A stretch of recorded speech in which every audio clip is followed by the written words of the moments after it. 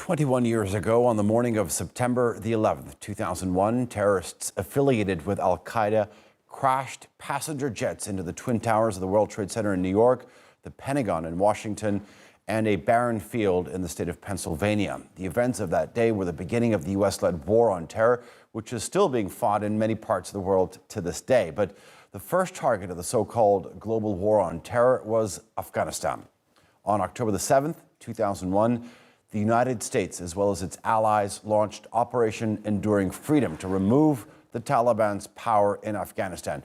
The Taliban had given shelter to Osama bin Laden, the man responsible for the 9/11 attacks. Over the next few years, the Americans expanded their war over to Iraq on the pretext that its leadership was hiding weapons of mass destruction. More than 1 million Iraqis are believed to have been killed, and almost 5,000 U.S. troops lost their lives. In 2005, Iraqi leader Saddam Hussein was executed after being tried by a special tribunal. No links to al-Qaeda were ever found, and neither were any weapons of mass destruction. But al-Qaeda affiliates did find a footing in Iraq as well as Syria after the U.S. intervention, and it produced the Daesh movement.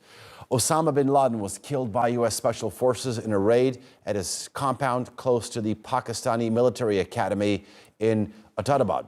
After fighting the Taliban for 20 years, the U.S. withdrew from Afghanistan on August the 31st, 2021. Within days, the Taliban retook Kabul. The American mission in Afghanistan is now over, but the war on terror continues.